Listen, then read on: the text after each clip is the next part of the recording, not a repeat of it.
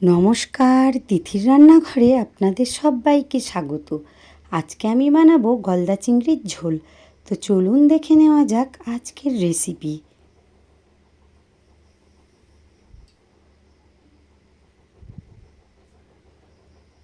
আমি এখানে নিয়েছি 5টা বড় সাইজের গলদা চিংড়ি। এটাতে পরিমাণ মতো নুন দিয়ে দেব। এবার দিয়ে দেব অল্প একটু হলুদ গুঁড়ো আর খুব সামান্য লঙ্কা গুঁড়ো দিয়ে এটা ভালো করে মেখে নেব।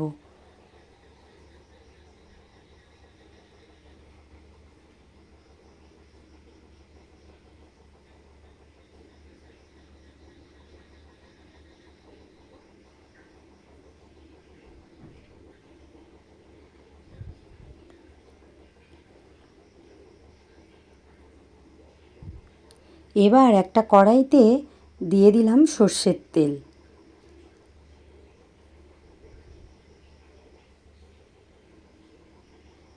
তেলটা ভালো করে গরম করে নিয়েছি। এবার গলদা চিংড়িগুলো ভেজে নেব।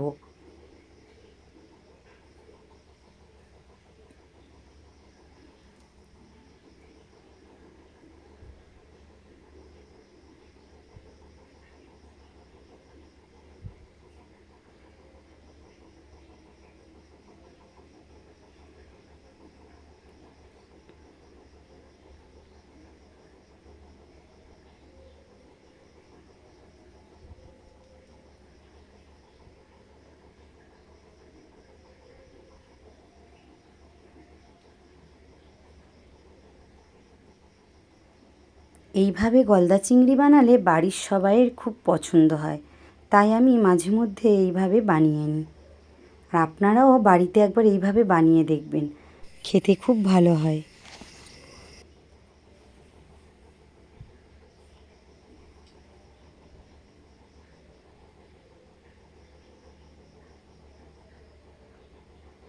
দিয়ে দিলাম আরেকটু সর্ষের তেল, দিয়ে ভেজে নিয়ে চিংড়িগুলো তুলে নেব।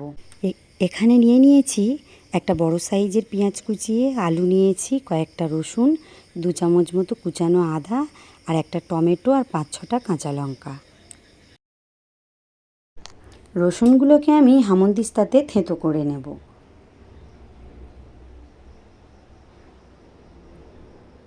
এবার আদাটা একটা মিক্সিং জারে নিয়ে নেব।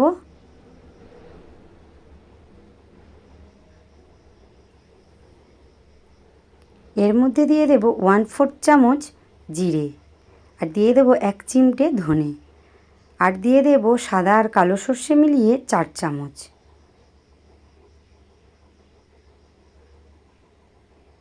পেস্ট হয়ে গেছে, চিংড়িগুলো এদিকে ভাজাও হয়ে গেছে। এবার আমি চিংড়িগুলো তুলে নেব।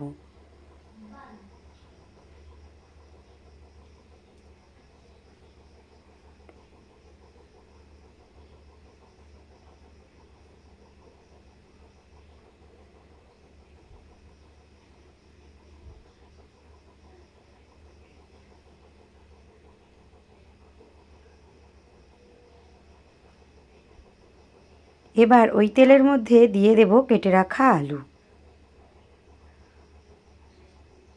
আলুগুলো একটু হালকা করে ভেজে নেব।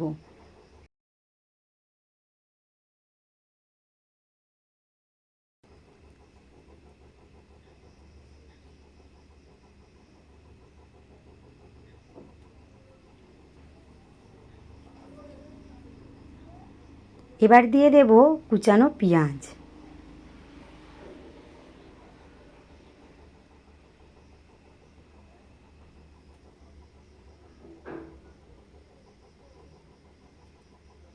দিয়ে দিলাম থেঁতো করা রসুন আর কুচানো টমেটো। এবার ভালো করে এগুলো ভেজে নেব। দিয়ে দেব আরও একটু সর্ষের তেল।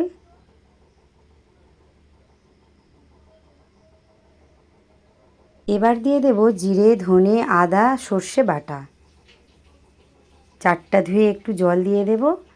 দিয়ে দেব 1 চামচ হলুদ গুঁড়ো, 1/2 চামচ লঙ্কা গুঁড়ো, পরিমাণ মতো নুন দিয়ে ভালো করে কষিয়ে নেব।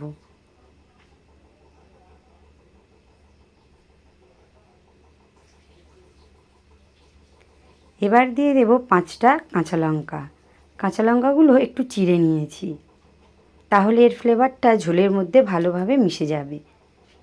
মশলাটা ভালো করে কষানো হয়ে গেছে।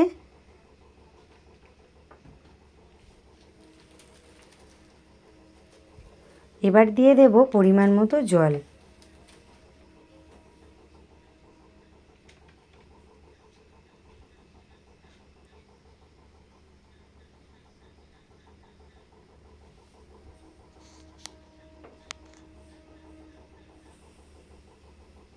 এটা ভালো করে ফুটে গেছে। এবার ভেজে রাখা গলদা চিংড়িগুলো দিয়ে দেব।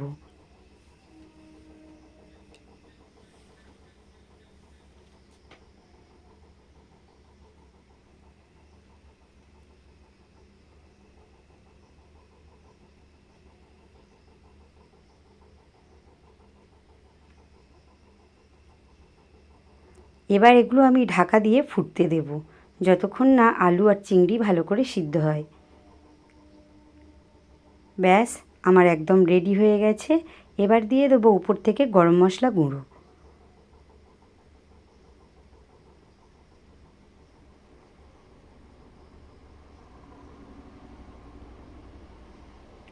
রেডি হয়ে গেছে আমার গলদা চিংড়ির ঝোল। এই রেসিপি যদি আপনাদের ভালো লাগে অবশ্যই লাইক, কমেন্ট, শেয়ার ও চ্যানেলটিকে সাবস্ক্রাইব করে পাশে থাকার অনুরোধ রইল। আর হ্যাঁ, পাশে থাকা বেল আইকনটিকে অবশ্যই প্রেস করবেন, তাহলে আমার নিত্য নতুন রান্নার ভিডিও আপনার কাছে খুব তাড়াতাড়ি পৌঁছে যাবে।